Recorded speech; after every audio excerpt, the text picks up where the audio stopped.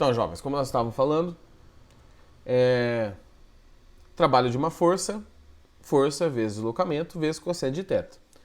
Trabalho em joules, força em newton, deslocamento em metros, e θ, o cosseno entre a força e o deslocamento. Só que essa equação só funciona para forças constantes. E aí, tem duas coisas importantes dessa equação. Quando ela não funciona, que é para as forças variáveis, tá? Que é o que eu vou explicar aqui para vocês. E que ela ajuda a classificar os tipos de trabalho. Porque pensa comigo, se o trabalho é transferência de energia, você pode não transferir energia nenhuma, tá? Então você vai calcular o trabalho e deu zero, ou não houve transferência de energia. Se o trabalho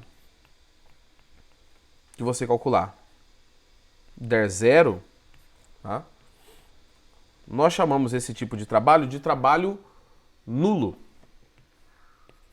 Então essa força realizou um trabalho nulo, ou seja, não existiu trabalho para aquela força. Se o trabalho é maior que zero, significa positivo, né?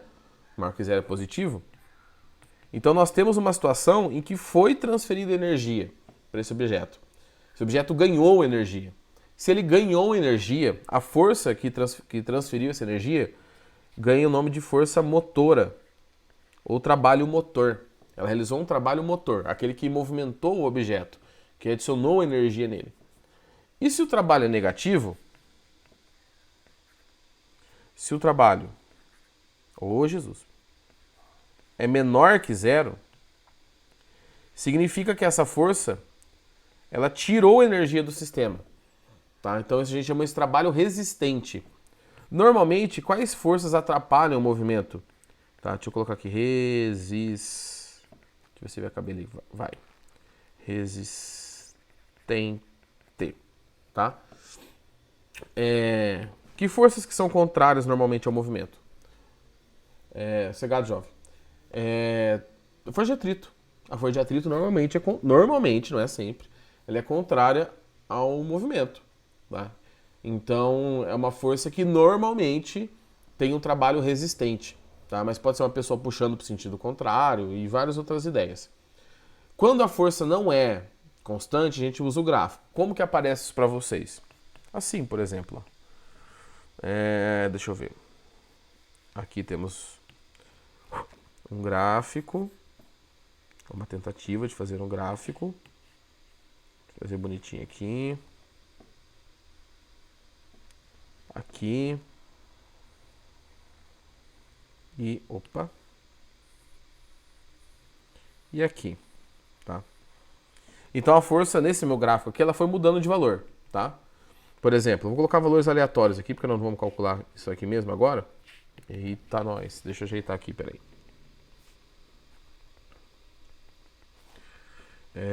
Deixa eu só voltar aquele pro... Chegar lá em cima, vai ficar igual. Pronto. Aqui eu tenho o mesmo nível. Então a força começou no valor de 5 newtons, foi para um valor de 20 newtons e depois foi para um valor de menos 20 newtons. Tá bom? Nesse caso, eu tenho uma força que está mudando com o tempo. Como que a gente faz para calcular o trabalho nessa situação? Nós calculamos a área do gráfico, que são várias áreas, tá? Professor, como que eu calculo a área do gráfico? É sempre dessa linha vermelha, tá? Que é o gráfico em si, que é essa linha do gráfico, até o eixo X, que no caso aqui é o da distância, em metros. Então, se você quiser calcular o trabalho, deixa eu colocar dimensões aqui. Aqui são 3 metros, aqui são 7 metros, e aqui, esse ponto final, são 8 metros, tá? Se você quiser calcular o trabalho de até 3 metros, você vai calcular essa área toda aqui, ó. Professor, como que a gente calcula essa área? Esse exemplo que eu peguei do gráfico é um exemplo mais bagunçado, mas você vai dividir em triângulo e retângulo. Triângulo e retângulo. Você pode fazer pela área do trapézio? Pode, tá? Mas eu acho que é mais fácil vocês lembrarem triângulo e retângulo, que é mais complicado vocês errarem. A área do trapézio, às vezes vocês esquecem, tá? Então, se você quiser calcular o trabalho de 3 a 7, você calculará esta área aqui.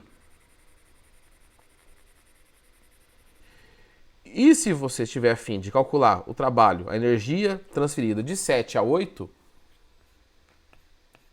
você utilizará esse último pedaço aqui, tá?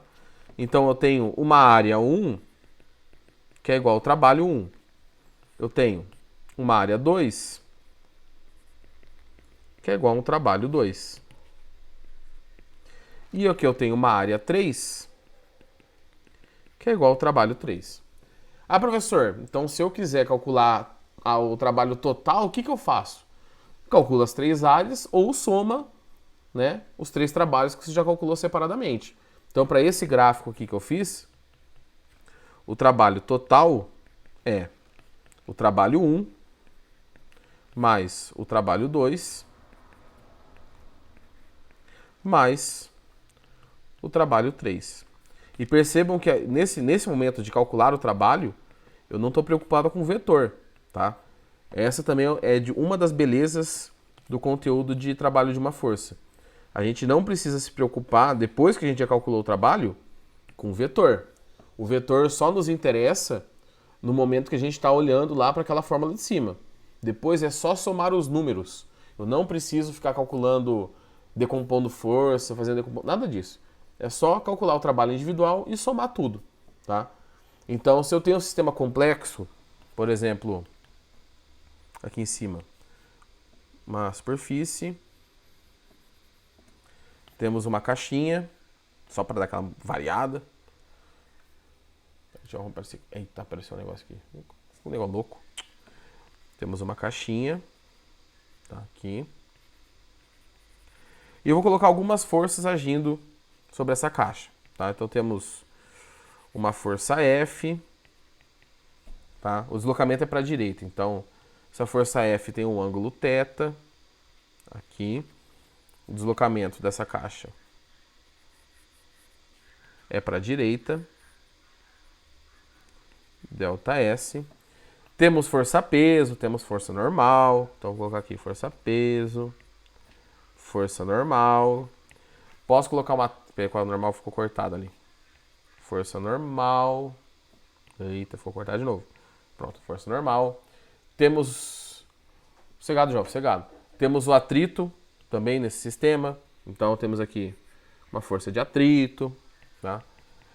Uma das maneiras de calcular o trabalho aqui é decompor todas essas forças, achar a força resultante, tá? Decompor todas as forças, não, decompor a força F no caso, em Fx e Fy. Achar a força resultante e pegar este valor de força resultante daqui e jogar nessa fórmula. Porque nessa fórmula, esta força que entra ali, de maneira genérica, é a força resultante. Aí você já vai calcular automaticamente o trabalho resultante, o trabalho total. Ou você pode fazer o seguinte, você pode calcular cada um dos trabalhos separadamente, sem decompor força, e somar os trabalhos. Tá? Então você não precisa trabalhar com decomposição. É uma outra vantagem. Ah, mas então a gente pode analisar os sistemas igual antes. Sim, a física é uma só. Existem várias maneiras de abordar o sistema. Às vezes é mais fácil abordar por vetor, por decomposição da força, acredita em mim. E às vezes é mais fácil abordar por trabalho. Vai de caso a caso. Claro que na apostila de vocês, agora vai vir só trabalho, né? Fica aparecendo uma mensagem chata aqui. Vai vir a parte só de trabalho, para vocês treinarem só o trabalho. Mas no PAS, PSS, vestibular, Enem, prova do Detran, sei lá, caiu uma questão de movimento de corpos, você pode resolver do jeito que você achar mais fácil. Tá? Ou o que você acha que é mais fácil. Então não existe uma obrigatoriedade. Aqui tem que resolver assim, aqui tem que resolver assado. Às vezes até acontece, mas é por que uma maneira tão mais complicada que não vale a pena, tá?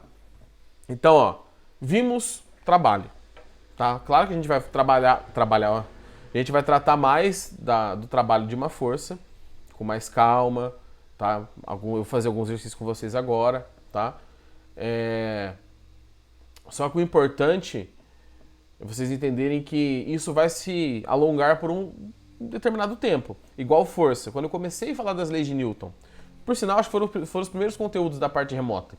Até a última força que eu passei, que eu acho que foi o atrito, não tenho certeza, tudo aquilo estava englobado dentro de uma área que a gente fala que é a dinâmica das leis newtonianas. Aqui também é dinâmica, tá? Só que é a dinâmica da energia, de propriedades do trabalho e da energia. Então é bom vocês pegarem o jeito, não rápido, mas pegarem esse jeito desse conteúdo, porque ele vai se alongar um pouco, tá? Uma coisa que eu só citei, mas não escrevi, mas vou colocar para vocês poderem copiar, é que o trabalho, tá? O trabalho de uma força, qualquer trabalho, na verdade, é uma grandeza escalar. Professor, o que significa isso? Uma grandeza escalar é aquela grandeza que você não precisa de um vetor para definir ela. Então, se você fala que o trabalho vale 10 joules, tá bom.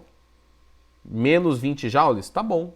Não tem pra lá, pra cá, não tem nada disso. É só um valor, um número e uma unidade.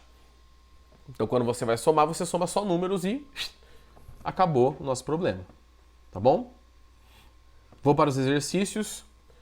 Os primeiros exercícios tratam de energia, tá? Depois eu vou fazer assim, para a gravação ficar mais de boa para vocês estudarem depois, eu vou dar uma separada aqui na aula, tá? Na minha gravação.